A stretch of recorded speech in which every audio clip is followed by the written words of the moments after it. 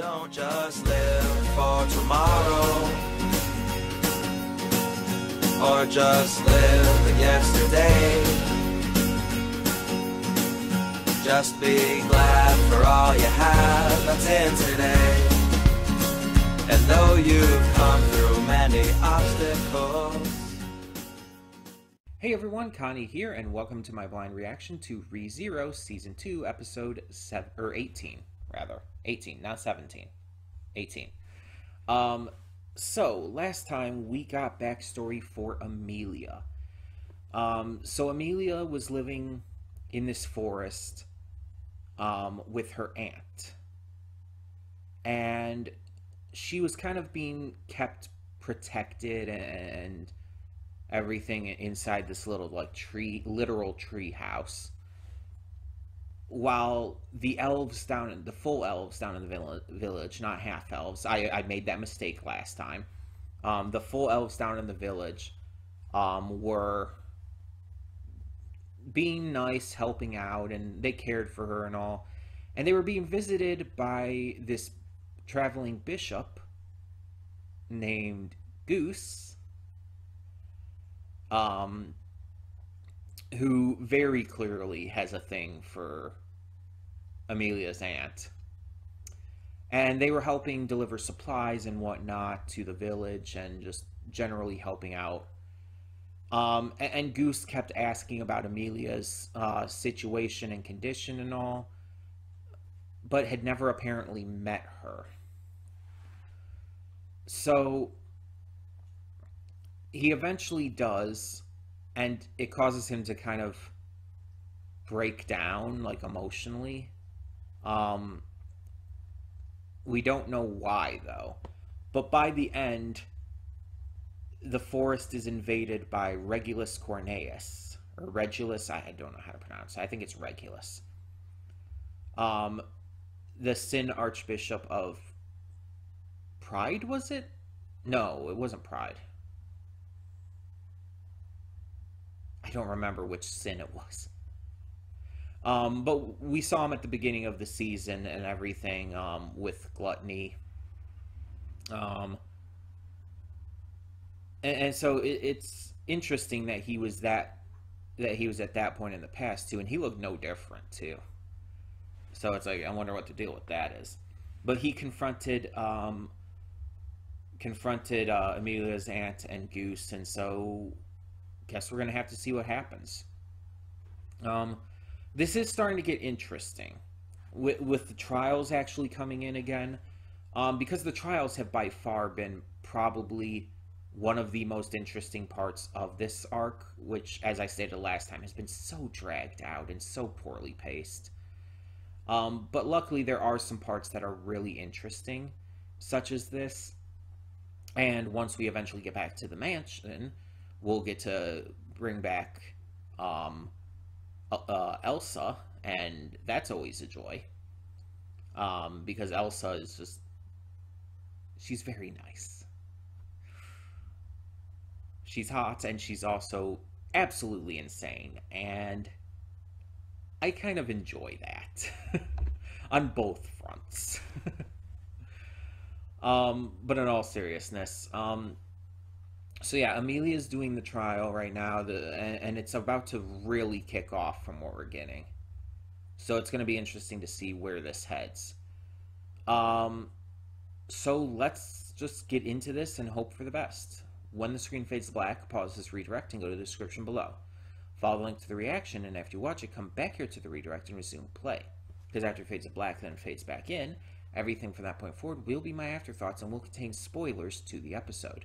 So, that being said, thank you so much for tuning in, and I will see you at the reaction. And we are back, and we'll begin with spoilers in 3, 2, 1, now. You know, I say that just because it's what I say as I start these afterthoughts, but I honestly have no fucking idea how I'm going to talk about this episode. It's just like so much was thrown at us in such a relatively short amount of time, like half an hour pretty much. The episode was like 28 minutes, I think, 28 or something. Just about half an hour. I have no idea how to discuss this, like, at all. Because it's like, I know I'm going to forget something. I know I'm going to miss something. Because, again, it was so packed with information. And it's just like, oh, I don't know how to handle it. And the thing is, like, there's very clearly two sections of this episode. The history of Ryuzu Mayer that we were seeing, and then more of the backstory of Amelia within the trial. So I guess we'll just cover it that way. If I forget anything, please let me know. If there's anything you specifically want to hear my thoughts on, say something in the comments. I'll let you know my thoughts. It's just, if I can, because it's like some of this stuff I'm still trying to process. Maybe talking about it here will also help with that. So the first part, we go back to Subaru and them, and we find out some backstory about Ryuzu Mayer, because Shima has some of the memories of the originator and everything, you could say, of all of the clones. So Ryuzu Mayer was kind of this shy, cutesy girl a long, long time ago. And she happened upon Beatrice, our favorite little drill lolly. She happened upon Beatrice and was just completely fascinated and enraptured by her appearance. She just found her just completely stunning, basically. Whether you see that in this episode and you want to ship them or not is completely up to you. I can kind of see the precedence for it, though. But you could just see it as, you can see it as just her acknowledging how beautiful she is, without like a romantic interest necessarily being there. Whichever you want to see it as is all fine, basically. But anyways, we find out that Beatrice is apparently the quote-unquote daughter of Echidna. So this flashback is clearly happening before Satella killed all the other witches, before Echidna was killed and is now relegated to that basically other world, other plane of existence, you could say. And we, again, as I said in the reaction, we were told earlier this season that Beatrice is a spirit, right? So it's clear, based on what Echidna even said, that Beatrice and her, while they definitely have a mother-daughter relationship, are not actually related in any way. Kind of fitting, considering we have that with Amelia and Mother Fortuna, though Fortuna is her aunt. There is actually blood relation there. But she's not her actual mother, even though both of them do see it that way. And I'll get to that in a bit. But so they have a mother-daughter relationship. Echidna seems to see them more like in a similar plane to mother and daughter, while Beatrice definitely acknowledges Echidna as her mother. So while Echidna's busy with things, Beatrice ends up helping out with some chores and stuff with Ryuzu, and the two become close. Kind of like sisters, or at least best friends. And again, there's definitely some fuel there some people could use to just say, you know what, fuck it, I ship it. I don't know if I do yet. I feel like I need to see more of them together to actually say, like, for sure if I could ship them. I'm not against the idea by any means. It's just, I would have to see more of them together than the tiny little bit we did see here. But that's pretty much all we really get for that flashback for now. We'll probably see more of it continuing forward. But then we have the second part of this episode. And it's just, I knew based on where that ended last time that shit was going to hit the fan, that it was going to be balls to the wall considering Regulus Cornelius was there. I did not expect to be this just thrown off. Honestly, I'm so flustered by this episode. It's just, I don't know how to handle it. So again, if I do forget to say anything, if I do forget to mention anything, please let me know. If you want to know anything that I missed, I can let you know in the comments after I've had time to process everything. So Regulus is there. Goose is very upset by this, and then suddenly this girl appears. She's eventually introduced as Pandora after Fortuna kind of yells it. And it's not clear who exactly she is yet, but if I had to guess based on just how she was talking to Regulus and Goose and everything, I want to say she was maybe the leader of the witches cult at that time. Maybe even still currently.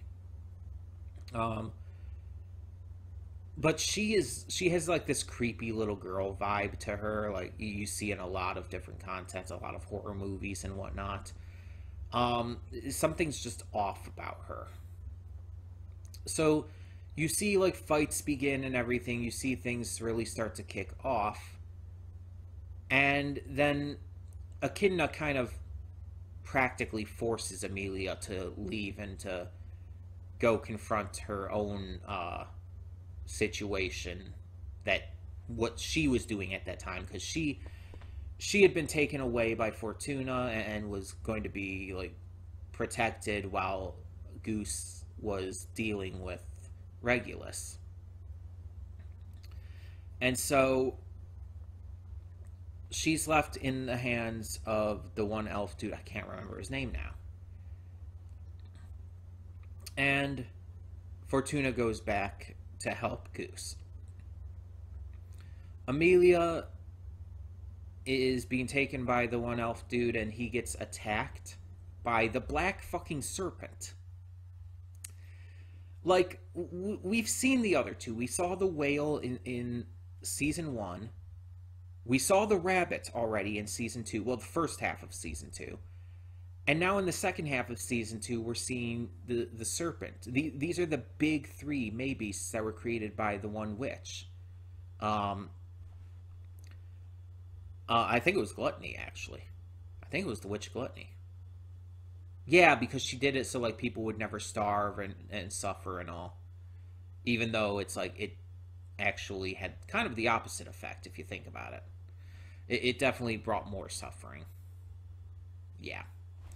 Anyways, this black serpent apparently has the ability to infect people. It basically, if it touches someone, it seems, it infects them. And I assume it didn't touch him again, so I assume even cutting off his limb like that did not stop it. But it infected him completely and just completely just took over and presumably, from what it looked like, probably dissolved his body or something like that. And it was very fast acting too. It was very quick. He managed to get Amelia to leave though, and she just continues on. Meanwhile, Fortuna and Goose continue to battle. Goose was battling Regulus to a standstill. Fortuna comes back in. They're fighting a little more. And Regulus gets upset and kills Pandora. Or so it seems. She just comes back. And then she blips Regulus away. And it was such a sudden moment when it happened to it. It felt like it legitimately felt like the episode just skipped something, and I was like so thrown off. And then she healed Goose's arm, and she's talking about how she wasn't going to take away his authority of sloth. Oh yeah, because he opened this box, and I guess what was in there was whatever gave him his powers of the unseen hand and everything, from what it seemed like. And she gave him the authority of sloth soon after. So she's saying here that she's not going to take it away, and she's really fucking creepy about it. And it's like, it just seems like she has the power to manipulate reality, and if that's the case, like, what the fuck? How do you can't defeat someone like that. Right? Like, legitimately. I've always viewed it as the two most powerful abilities that any character can ever have in anything, and they're kind of basically the same thing in a way, are the power to manipulate reality to your will, and the power to manipulate probability to your will. They kind of can connect in the same way, but there's specifics about them. It basically works kind of the same, though. The fact is, if you can manipulate reality or probability, you can do literally anything you want with no consequences. Presumably, there's no consequences to doing this. And it's just like, how do you beat that? She has shown she literally can't be killed. She can heal people's grievous injuries, teleport people as much as she wants, and she can pick and choose what changes. I'm sorry, that is fucking unstoppable.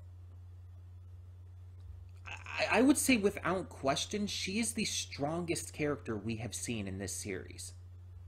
And possibly the strongest character in this series altogether. I don't know about that for sure, but obviously I don't want to be spoiled on whether or not that's true. But I don't see how anyone could be more powerful than her. Unless someone somehow had a way to stop her ability. Or to negate it somehow. I don't even know how that would work. Because if she can manipulate reality, she could stop someone from having the power to stop her.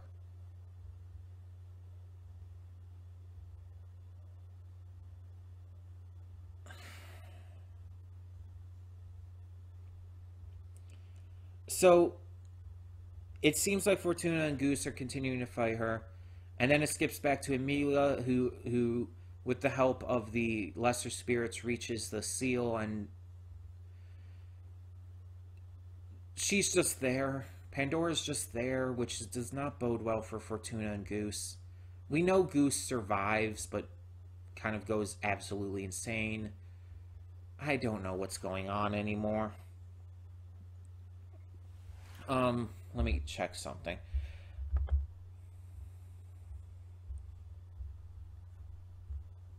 Okay. Sorry, I thought I noticed something. Ignore me, this episode threw me off so badly, and it's like, I don't even know what to think anymore. We have Amelia and Fortuna basically acknowledging to each other that they see themselves as mother and daughter, despite not technically being so, and that's beautiful, that's awesome, and I agree. Fortuna is very much Amelia's mother, 100%. And Amelia is very much her daughter. It's not even a question. And we've had Goose and Fortuna admitting their love for each other. So many fucking death flags, it's not funny. it's I feel it's not even a question that Fortuna is dead. Actually, I think we know Fortuna's dead. What am I talking about? But that, I think it's not a question that that was the last time Amelia saw Fortuna. And we know what happens with Goose. And also, I don't think I mentioned this during the reaction, but also I did notice this. Pandora called Regulus Bishop Regulus Cornelius and referred to Goose as Bishop Pedalgoose Romani Conti.